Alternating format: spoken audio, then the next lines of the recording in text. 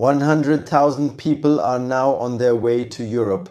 There will be a new refugee crisis, and the European Union no longer even rules it out. What the world is now uncovering, and no one is talking about it. This is the only report that can be found. While probably hundreds of thousands of people are already fleeing in Iran and are on their way to the European border, the European Union, you can only find that if you really look for it, is now releasing a statement saying there will probably be a new gigantic refugee crisis. They cram themselves into completely overcrowded boats, putting their lives in danger, all for the hope of a better life. Now that it has been announced that the Iran war won't be over in a few months, we will see these images again. What is the European Union doing? No, it is not protecting the external borders. In Bavaria, for example, at 2:30 p.m. on a Friday afternoon, all the borders are completely unguarded. What is the situation like in Germany right now? I have included my latest report for you.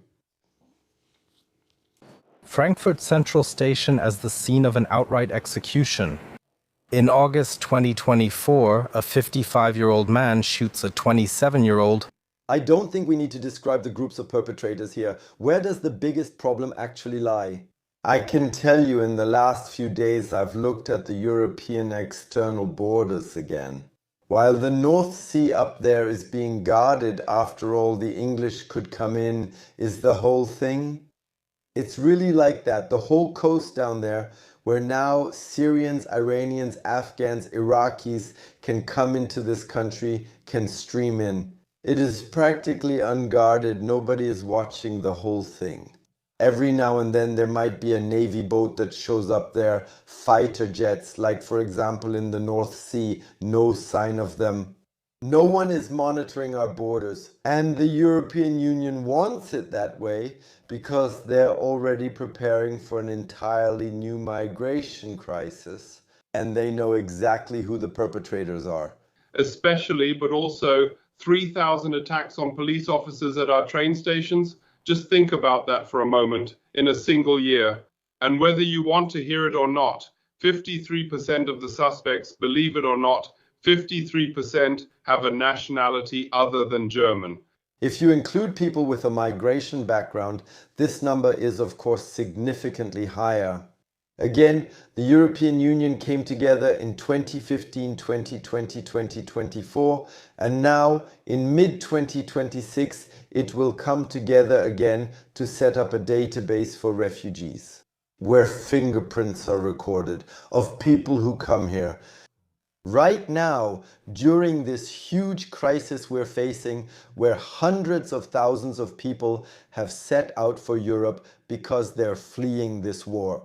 However, the European Union does not see it as its duty to guard the external borders. They prefer to guard the North Sea, where definitely no refugees are arriving. The refugees are actually coming from the Mediterranean region or from Eastern Europe. So, Mr. Wheezy, according to a recent survey, almost 2/3 of Germans consider today's welfare state to be too expensive, but your party doesn't seem to think so. At least that's the impression. So are all these people wrong? If we take in these people who now have to flee from Iran, then it's game over for us. And I'll say it like it is, then we're screwed. The social systems are already collapsing. We don't have enough money to pay out anymore. We have economic growth that only barely turned positive because of debt and more working days. But that has already been disproven today because gas prices are now so high that the economic growth is gone. It has been wiped out. Next year, we will be in deflation. By now, 2 million apartments are missing here in Germany, when hundreds of thousands arrive every month again. And we still haven't managed to build refugee shelters and deportation centers abroad.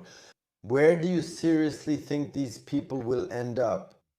And what consequences this has for the housing market, social systems, and also for the economy, I think I really don't need to explain that to anyone here on my channel and about social systems Or do I? Most refugees usually come from neighboring countries, in the case of Iran and Pakistan, from Afghanistan.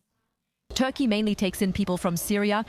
So it's not just Iranians who come, but also people who spread so much suffering, terror, and violence in Germany, who were previously taken in by Iran, are now making their way to Europe.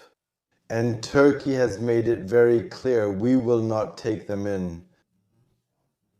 Hungary did lose in court and should take them in, but Hungary has also said we will pass them on. Austria has also said we will not take these people in. What do you think, which country will the people who are now stranded in Iran go to? Only in Germany is it different. According to refugee researcher Judith Kohlenberger, there are several reasons why so many people want to come here despite the long journey. But how does integration actually work? I mean, most of them are rocket scientists and technicians, and someday they'll be the ones earning our pensions. Or is it actually a bit different, with a huge number of illiterate people coming? People who manipulate their German tests, people who simply send others from so-called communities to take the German tests for them, that they get naturalized, or because they think that if they commit a crime, they can't be deported anymore. That is exactly the reality here in Germany. That we actually shouldn't call the whole thing citizens' allowance or social benefits, but in fact, statistically, we could now call it migration allowance.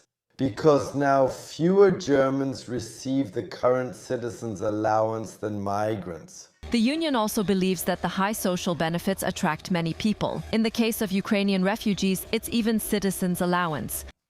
And we're still paying it to people who aren't even here anymore. And yes, when migrants who come from Afghanistan via Iran now come to Germany,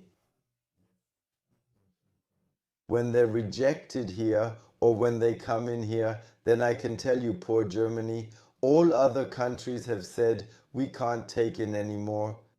Germany says we're building deportation centers abroad, but they won't be there in the next 14 days.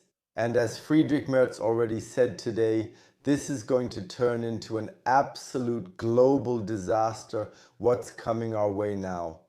And the European Union, as I already told you at the very beginning, is quietly saying behind closed doors that this will completely overshadow 2015.